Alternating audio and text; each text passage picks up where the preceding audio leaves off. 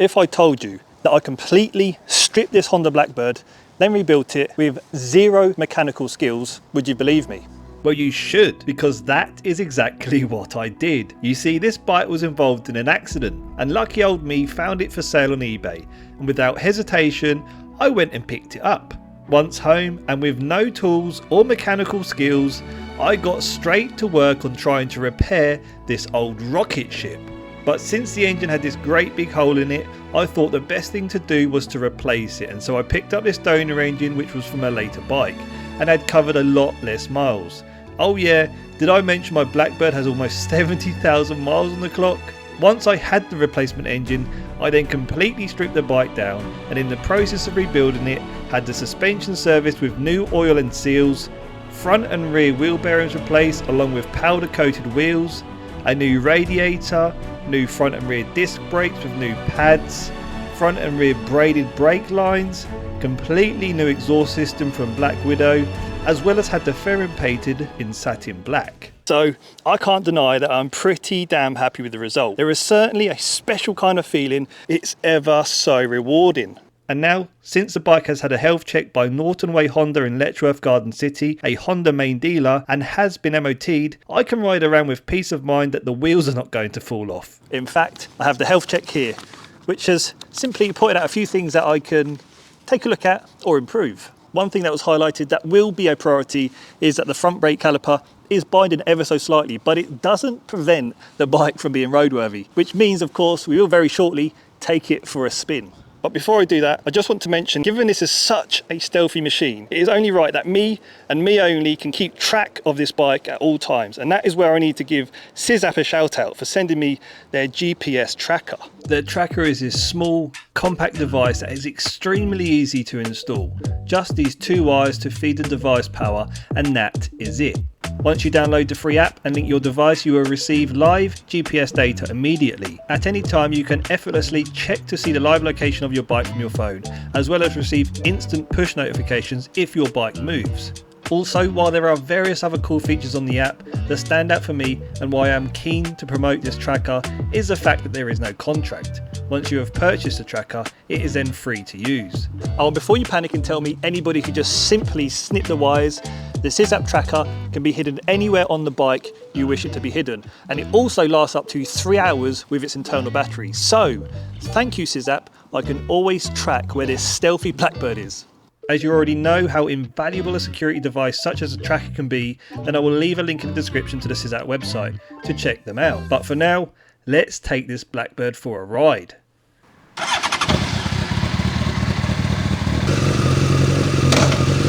Well, can you believe it? Because I can't. We are riding the Honda Blackbird. I rebuilt this. I rebuilt this bike. And I didn't have any idea what I was doing, but here we are, MOT'd, taxed and insured, and we are riding around on something that once held the top speed world record for a production bike. So yeah, it's just, you know, I'm fizzy right now. So beast, I think I got the perfect exhaust system, aftermarket exhaust system for this Blackbird. I went for silencers that were a similar size to the OEM, just so it wasn't stupidly loud. And it's crazy how much lighter the exhaust system is as well. I want to say, with the fact that I removed the original exhaust system obviously and the center stand, I've dropped a significant amount of weight from what is quite a heavy old bike. And this is officially the first time that I've taken it to a fuel station, and I can't get over some of the because it's quite an old bike, I feel like this key is a little bit flimsy. Stick some good old 99 in it. Cash or card? Card, please. Would you like a receipt? No thanks. Thank you. Cheers. Do you think I went for the right paint scheme on this? satin black. True story, I actually wanted matte black, but it was painted satin black. But with the delay on the fairing taking, well, best part of 8 weeks, I couldn't be bothered to complain. And actually, I really like it in satin black. Might have been even better than the matte black, but I'd never know.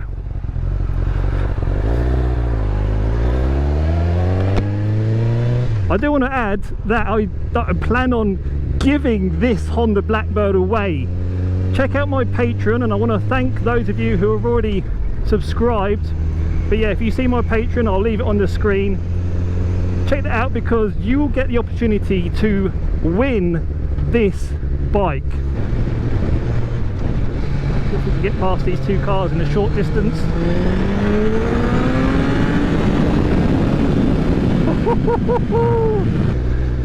Now there's one thing, if I wanted to change immediately, is these handlebars.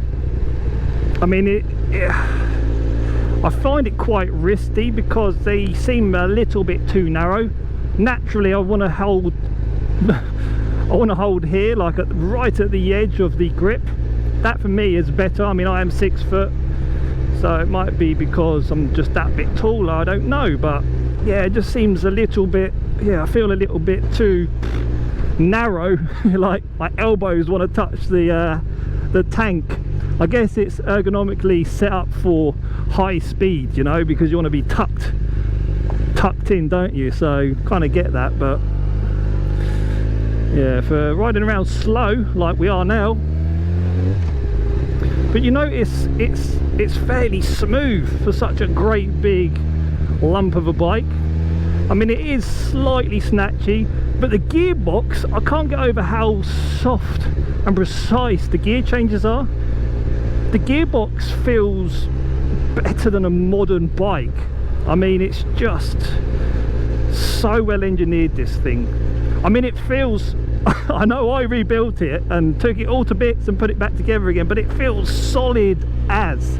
Honestly, it feels properly solid. This bike is lowered as well. I don't know if you realise that. Some of you may not. It's lowered 15mm on the front and lowered 20mm on the back.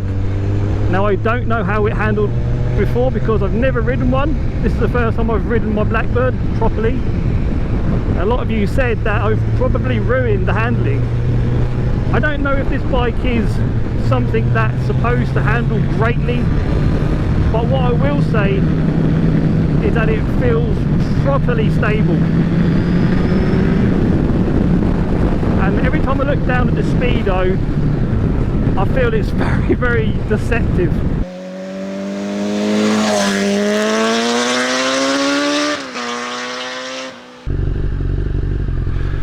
Right, we've got nothing coming behind us, nothing in front of us, open road. Oh, that clutch is, whew, mate, that is snatchy as. Let's try that again.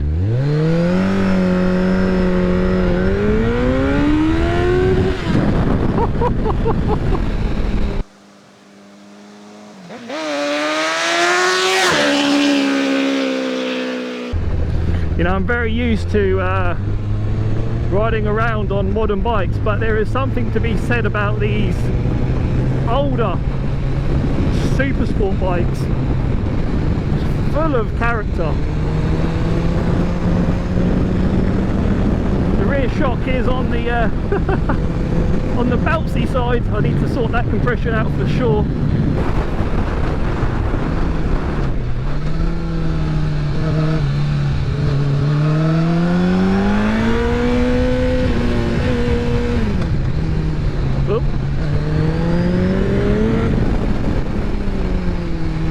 I really feel the weight.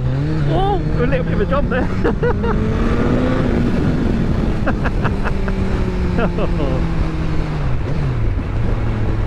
Oh, cannot believe it. I've got to say again, I rebuilt this. Rebuilt this. Yeah? And you all doubted me. There were so many of you doubted me. He said, it's never gonna see the road again. Suck on it. And with that, our first ride of this rebuilt, crash damaged Honda Blackbird is complete. What a journey it has been. A steep learning curve for sure. Some would say it was pretty stupid of me to take on such a beast of a bike as my first ever project, but we succeeded and I wouldn't have changed anything. Motivated along the way by so many of you. We got there in the end and I couldn't be happier. This is only the very beginning too, so if you want to follow along for more of this content, then please subscribe and don't forget to check out my Patreon for your chance to win this bike. And with that said, let's look forward to many more bikes to come. Thanks for watching and I hope to see you on the next one.